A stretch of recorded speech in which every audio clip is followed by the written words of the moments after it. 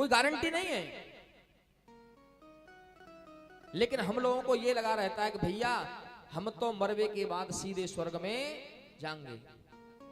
एक मैया बोली, पंडित जी हम तो खूब पुण्य करें, खूब पुण्य करें, पुण्य करें, धर्म के काम करें, तो हमें तो स्वर्ग मिलेगा ही मिलेगा, कोई ना रोक पावो भाई स्वर्ग है। धर्म के काम करें, पुण्य के काम करें। मैंने की मैया क्या गारंटी है स्वर्ग मिलेगा? क्या गारंटी है? कोई गारंटी नहीं कि मरने के बाद स्वर्ग ही मिले या नरक ही मिले, क्योंकि नरक और स्वर्ग तो यही है। अगर जीवन के सच्चे सुखों को पाना है, याद रखना मरने के बाद आदमी प्रिय आत्मा बनना चाहता है या प्रेत आत्मा? प्रेत आत्मा बनती है।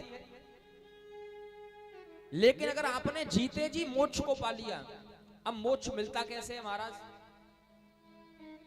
जीते जी अगर हम अपनी कामनाओं से रहित होकर अपने जीवन की जो कामनाएं हैं उनको छोड़कर और प्रभु के चरणों में अपने मन को समर्पित कर दें, तो यही सच्चा मोक्ष होता है।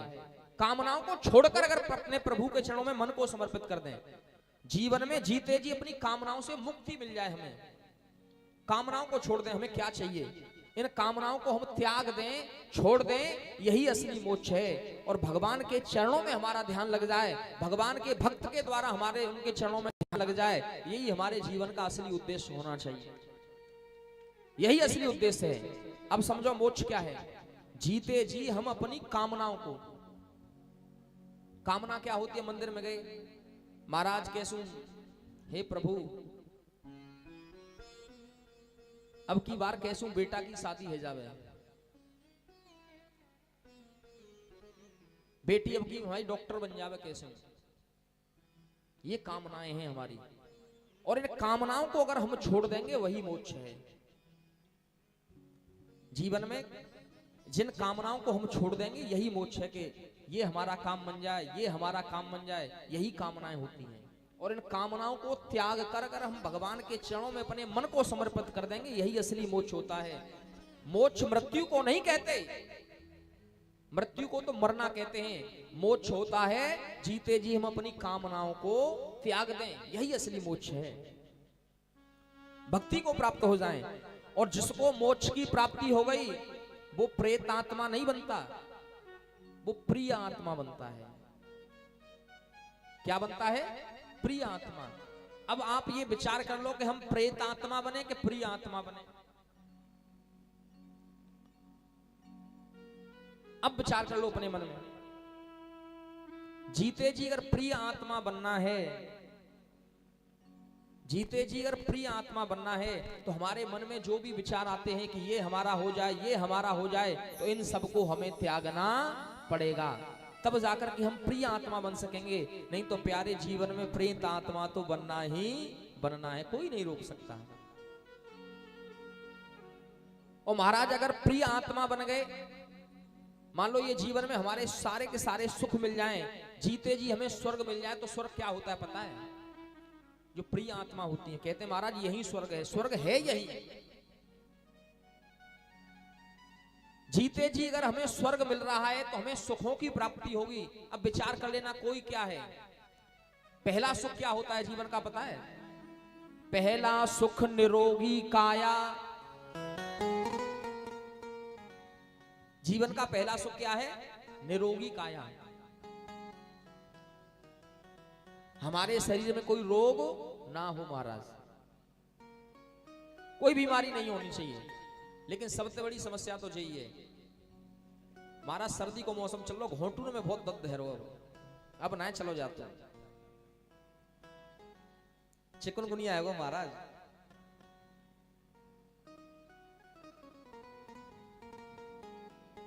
अगर इंसान ये सोचे, कभी कभी ये देखा है कि महाराज ये तो बहुत पैसे वाले हैं, ये सुखी होंगे। नहीं महाराज, पैसे वाले हैं तो ये नहीं कि वो सुखी हैं। एक व्यक्ति मिल गए हमको अपने ये वृंदावन में, रेस्टोरेंट बन रहे हैं उनके, कई होटल हैं। मैंने कहा महाराज कैसे पढ़े हो, क्या क्या खाते हो, आपके तो रेस्टोरेंट है, होटल बने। क्या महाराज सूखी दाल को पानी पी रहा हूं। मैंने कहा है वो डायबिटीज है, सूखी दाल को पानी चल रहा, होटल रेस्टोरेंट तक कोई फायदा नहीं मुझे। तो बताओ वो क्या सुख है जो जीते जी अपनी संपत्ति को भोग नहीं सकता, क्या सुख है। तो पहला सुख निरोगी काया। पहला सुख कौन सा है, निरोगी काया। और निरोगी काया कब मिल सकती है हमें, जब जीते जी हमें मोक्ष की प्राप्ति हो जाएगी। अब जीते जी मोक्ष की प्राप्ति कब होगी, जब हम अपनी कामनाओं को छोड़ देंगे, त्याग देंगे, ये होता है मोक्ष, ये होता है मोक्ष। कामनाओं से रहित हो जाएं, ये होता है मोक्ष। तो निरोगी काया तभी रह सकती है मैया, जीवन का असली सुख तभी मिल सकता है जब हमें मोक्ष की प्राप्ति हो। और मोक्ष की प्राप्ति जब हो जाएगी तो पहला सुख निरोगी काया है। अब ये अपने अपने अंदर झांक करके देख लो, कोई बीमारी तो ना चल रही शरीर में।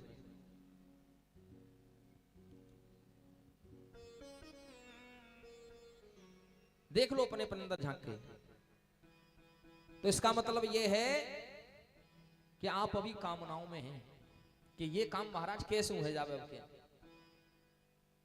बुरा मत मानना मैया, मेरा कहने का उद्देश्य ये है, हो सके बन जाए तो कामनाओं से रहित हो जाइए। जो चाबी है ना जिम्मेदारी, इसको छोड़ दो, त्याग दो, दे दो बच्चों को, अगर बच्चे हैं घर में तो। सब कुछ कामनाओं से रहित होकर के जो कुछ भी है परमात्मा के हाथों में सौंप दो। प्रभु अब मेरा कुछ नहीं है, सब कुछ तेरा है, तेरा तुझको अर्पण क्या लागे मेरा। आरती तो बहुत करते हैं हम, तेरा तुझको अर्पण, लेकिन अर्पण क्या करते हैं,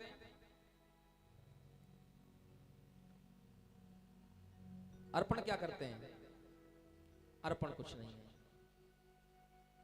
तो पहला सुख याद रखना जीवन में निरोगी काया, और दूजा सुख घर में हो माया। अब महाराज तुम तो माया की मना कर रहे बाल हैं। अब आप ये सोच सकते हैं, अब तो आप मना कर रहे थे कि माया त्यागो। हाँ होनी चाहिए, लेकिन इतनी नहीं होनी चाहिए ओवर हो जाए लेवल, जिससे कि हमारे परिवार का कल्याण हो सके, हमारा गृहस्थ जीवन चल सके। इतनी होनी चाहिए महाराज माया। अगर ज्यादा माया है गई तो पता क्या होगा, फिर 2.5 रुपया को दूध पानी बारो चढ़ेगा भोले बाबा के ऊपर। और इच्छा का होगी, माया जितनी आती है ना उतनी और इच्छाएं प्रबल होती जाती हैं। 80 रुपया लीटर बारो, 20 रुपया और 250 ग्राम हमन चढ़ाओ भोले बाबा के ऊपर, और का गारंटी कि वो सही आ रहा हो, पानी मिलके तो ऐसा को है। और उम्मीद कितने की कि अब की बार एक लिस्ट दे दी भगवान ने, लंबी हाथ में दूध चढ़ाए हुए जैसे ही गए मंदिर में, लिस्ट दे दी लंबी वाली, पता कौन सी।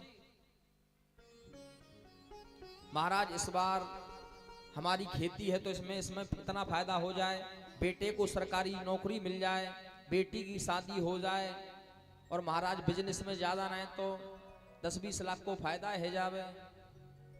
और दूध के रुपया चढ़ाए हुए 20 रुपया को, और फायदा 20 लाख रुपया को। यानी हम परमात्मा को किससे खुश करना चाहते हैं, पदार्थ से।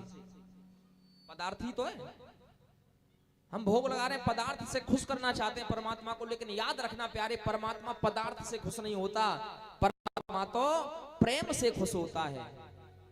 कैसे होता है, प्रेम से खुश होता है। राम है केवल प्रेम प्यारा, राम है केवल प्रेम ही प्यारा, जान ले हो सो जाननहारा, जान ले हो तो जाननहारा। श्री राम जय राम जय जय राम, श्री राम जय राम जय जय राम। भैया भगवान पदार्थ से खुश नहीं, भगवान तो प्रेम से खुश होता है, आपके भाव से खुश होता है। जब तक आप अपने मन को परमात्मा के चरणों में नहीं लगाएंगे, अगर वाकई में सच्चा भाव अगर आपका है तो आपको कहने की आवश्यकता नहीं है, कहने की आवश्यकता नहीं पड़ेगी। तो दूजा सुख क्या है? घर में माया। अब माया जब आ जावे महाराज तो बहुत टेंशन हो गए, ये माया है ना। लेकिन परमात्मा से इतना कहो, प्रभु दाता इतना दीजिए जामे कुटुम समाए, मैं भी भूखा ना रहूं साधु बिन भूखा जाए। हे प्रभु देनी है तो इतनी दीजिए बस, इसके अलावा और कुछ नहीं चाहिए। अगर ज्यादा आ गई तो फिर क्या हो बताओ? अहंकार बढ़ेगा, और अहंकार हो जाएगा तो फिर परमात्मा मिलने वाला नहीं है, फिर पतन होना निश्चित हो जाएगा। इसलिए कथा का सूत्र क्या कह रहा है? हमें मृत्यु को नहीं, हमें मोक्ष को पाना है। मृत्यु को नहीं पाना, हमें मोक्ष को पाना है। ध्यान से सुन लेना भैया, ऑर्गन को सवाल हो 80,000 रुपया की मिलेगी जरूर, 9 में देना, या तो आपको मिलेगी या फिर जो भैया बजा रहे हैं इनको मिलेगी।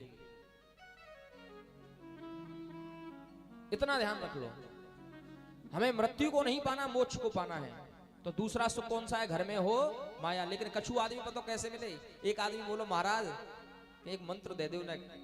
मैंने कहा दे दूं कि लक्ष्मी भैया कैसे खुश होते हैं?